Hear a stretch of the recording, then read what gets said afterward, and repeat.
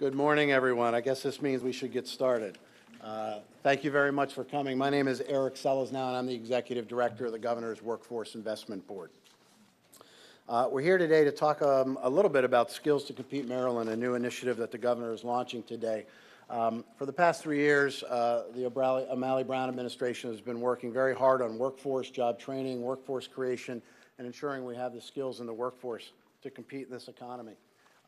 Things have moved along very quickly lately along this new initiative, partially driven by this report that we'll talk about later today. You know, a couple of years ago, when we first started talking about workforce issues, we were talking about worker shortages. There were more jobs, and there were people, and employers would just hire just about anyone. After the economy changed a little bit back in 2008, it was no longer a worker shortage. It became a job shortage. And then, more importantly than that, it became a skill shortage, not so much a worker shortage. And then employers in Maryland needed workers with the skills and credentials to move forward and take care of the jobs and move into the middle class or increase their incomes and earnings. There are various signs around the room that talk about things such as our mothers used to talk about. The more education and training you get, the better income you get. The more education and training you get, the less likely you're to be unemployed during a tough time. So it's important that we get as many folks as we can in Maryland to move forward with their skills and credentials to get the skills to compete. Over the last several years, the O'Malley-Brown administration has targeted over $16 million in Recovery Act funds to prepare Marylanders with post-secondary training opportunities. Department of Labor Licensing and Regulation doubled their investment to $2 million in the Maryland Business Works. That's an incumbent worker training program to increase the skills of workers in current companies. Increased opportunities for Marylanders to participate in more than 500 registered apprenticeships, provided 6,000 training vouchers through a partnership with Microsoft's Elevate America, implemented the Maryland Rise program at Department of Human Resources to help social services recipients, awarded over $2.8 million in BRAC grants to increase the skills and training for Marylanders to get the skills for the BRAC jobs coming this way. And just this past summer, over $9 million in funds were put into a summer youth program across Maryland that gave a number of youth work opportunities and hopefully a pathway to more skills training and a pathway to the middle class. So a lot has happened since the governor did the first workforce creation conference back in 2008. A lot of activities have occurred. It's been propelled now recently by a lot of different activities that you're going to hear about. One of the most important things I think I'd like to mention is the people in this room today. We talk a lot about K-12. It's nice to see Superintendent Grasmus here. We talk a lot about higher education. We really need those pathways to get people from the K-12 system into skills, certificates, credentials, associate's degrees, and eventually bachelor's and higher.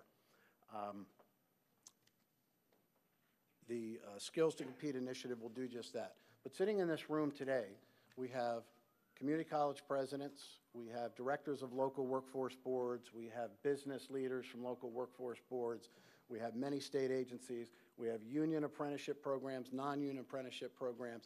It is a community of stakeholders that increase the skills and certifications and credentials in Marylanders. And so it's an impressive group of people here. I'm glad you all are excited that we have adult education and secretaries and all sorts of folks represented today, which I think really shows how important this issue is for Maryland's economic competitiveness and its citizens. So without further ado, it's a pleasure to be here at Prince George's Community College. It's a pleasure to be in this building. We were fortunate enough to take a tour of 4 of your programs last week in building trades and healthcare and the Center for Advanced Technology. So thank you for having us, and I'd like to introduce to you Dr. Charlene Dukes, President of Prince George's Community College.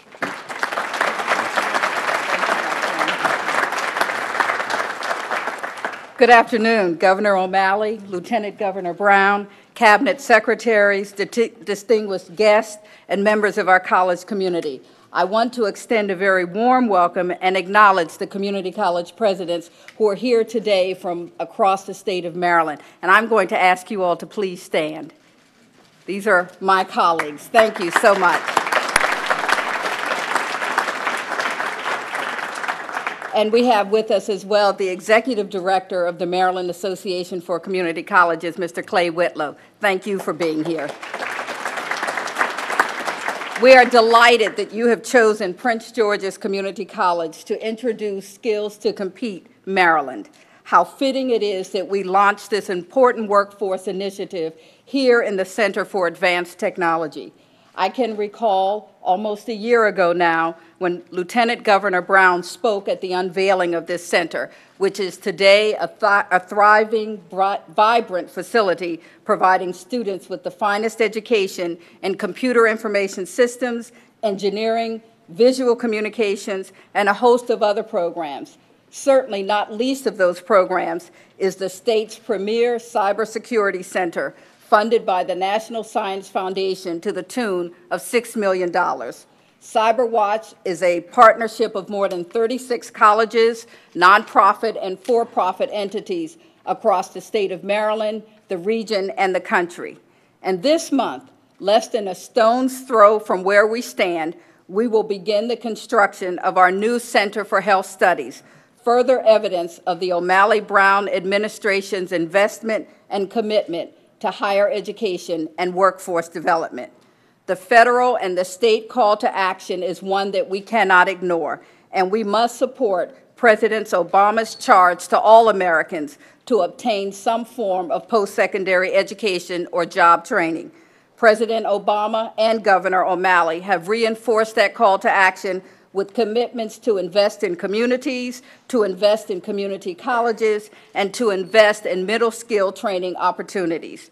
At Prince George's Community College, we certainly share that goal of providing the necessary education, skills, and credentials for Marylanders to succeed in today's workforce.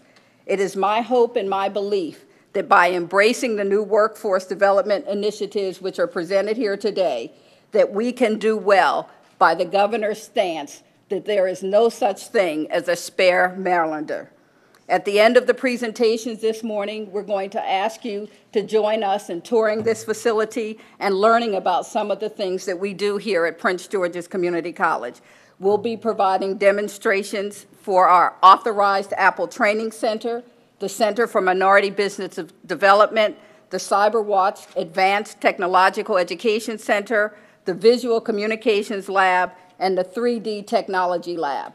The other thing I should say to you, because you're on the college of a campus, and we certainly believe in workforce training, that registration will begin at 4 o'clock this afternoon for all of those of you who are interested in taking a course here.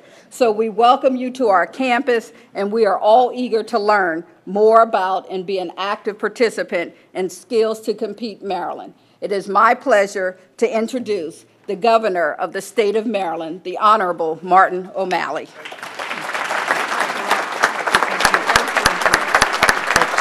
Thanks very, very much. Thank you. Thanks, you all.